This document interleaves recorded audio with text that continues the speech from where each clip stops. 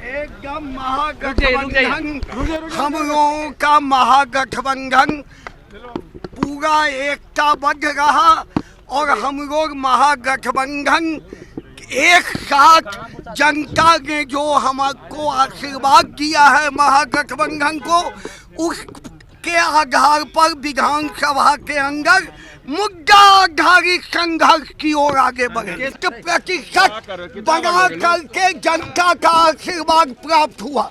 बहुमत हमारे 60 आम जनता का आशीर्वाद है। आप जानते हैं मतगणना के अंतिम समय में 25 विधानसभा सीट पर प्रशासन चुनाव आयोग ने हमको हराया। हम महागठबंधन अपार बहुमत में थे और मीडिया कर्मी को मैं धन्यवाद देता हूं, इलेक्ट्रॉनिक और प्रिंट मीडिया का जो आकलन था वह सही बिहार के जनता के बीच था और मैं विश्वास दिलाता हूं जनता का जो आशीर्वाद है भावी मुख्यमंत्री तेजस्वी यादव के नेतृत्व में महागठबंधन वह बिहार को मुद्दा आधारित हम आगे बढ़ेंगे और यह सरकार में जो बहुमत हुआ है वह नरेंद्र मोदी का षड्यंत्र है, षड्यंत्र। कांग्रेस का प्रदर्शन रहा है, लोग तो कलेक्टिवली फैसला चीज़ों का होता है ना, जनता का जो पसंद आया उसने दिया है मैंडेट और हम यहाँ से फिर अपने पार्टी के अंदर हमारा शीर्ष नेतृत्व, बिहार का नेतृत्व सब अगर ये चिंता का विषय है तो इस पर बात करेंगे। लेकिन मैं ओवरऑल ये मानता हूँ कि बिहार में परिवर्तन की लहर थी और बिहार का प्रशासन और प्रेजेंट गवर्नमेंट नहीं चाहती थी अपने तरीके से कि ये परिवर्तन जो जनता ने दिया है उसको स्वीकार करें। तेजस्वी को एक बार फिर से आप लोग अभी नेता चुनने जा रहे हैं। जाहिर सी बात है कि वो अलायंस के मुख्यमंत्री के कैंडिडेट थे। हम सब लोगों की भी बैठक होगी तमाम अलायंस पार्टनर्स की और फिर उसमें चीज़ें तय होंगी। आवाज उठाई जा रही है, सवाल उठाया जा रहा है कि जो उम्मीदवारों का चयन किया गया वो ये सब विषय तो समीक्षा का है, सड़क पे समीक्षा होगी नहीं, समीक्षा का विषय है। महागठबंधन से यह सवाल उठाया जा रहा है कि कांग्रेस को अधिक सीट दे दी गई, कांग्रेस अपनी साख भी नहीं बचा पाई। नहीं, ये जो भी सवाल उठाते हो ये उनका अधिकार है। ये सारी बहस सड़क पे नहीं होगी, समीक्षा होगी और तब होगी वो बहस। इस पे जवाब देना कोई बात नहीं।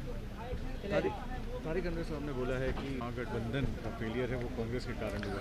हमारे यहाँ डिफरेंट वॉइसेस हैं तो डिफरेंट वॉइसेस डिफरेंट तरीके से रेज होते हैं। मैं ये मानता हूँ कि कलेक्टिव लीडरशिप होती है और कहीं का फेलियर अगर है तो वो मेरा भी फेलियर है। हम उस तरह से चलने वाले लोग हैं, किसी इंडिविजुअल्स की बुनियाद पे नहीं जाते।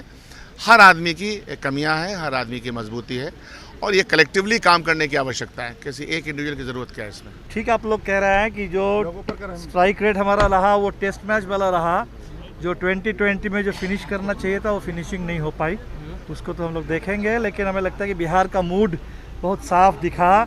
बिहार बिल्कुल इस सरकार से निजात पाना चाहता था और नहीं हो पाया।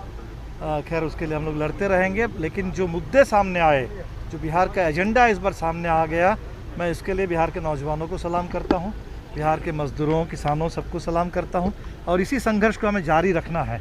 हमें लगता है कि बिहार ने ये तय कर दिया कि आने वाली जो भी सरकार है उसको किस एजेंडे पर काम करना है, इसी पर ये सरकार कटघरे में रहेगी। जनता हिसाब लेती रहेगी और सरकार को जवाब देना। कांग्रेस से थोड़ी चूक हो गई, क्या लगता है? अब इस पर बाद में और समीक्षा की जाएगी। जाहिर सी बात है कि कांग्रेस का स्ट्राइक रेट बहुत कमज़ोर रहा और शायद ये 70 सीटें संभाल पाना कांग्रेस के लिए मुश्किल थी और हो सकता है कि कांग्रेस कुछ कम सीटों पर लड़ती और वो सीटें कुछ राजद को, कुछ माले को, कुछ CPI CPM को मिली होती तो शायद फ़र्क पड़ जाता। लेकिन खैर अब तो जो हो गया सो हो गया। राजद से भी कहीं चूक हुई? अभी तो हमने देखा कि मैं अपने से कहाँ चूक हुई, मैं कह सकता हूँ हम लोगों को 15 सीट जीतना चाहिए था। वो जो 3 सीट हम लोग जीत नहीं पाए, खूब बहुत नैरो मार्जिन से हार गए भोरे में। अब ये ज़रूर इसके लिए हमें अफसोस है। Thank you. मुकेश सहनी मांझी जी आ रहे हैं क्या सर? अब आप लोग मुकेश जी से ही पूछ लीजिए, मुकेश जी मांझी जी से पूछ लीजिए। लेकिन मैं एक बात को लेके बहुत परेशान हूँ कि मुकेश जी भारतीय जनता पार्टी के साथ तालमेल किए और मैं अभी देख रहा था कि मुकेश जी की जहाँ जहाँ जीत हुई उनकी पार्टी की, पता चला कि सारे भाजपा के नेता। तो भाजपा के नेता, ये भाजपा वालों की राजनीति हमको समझ में नहीं आती है।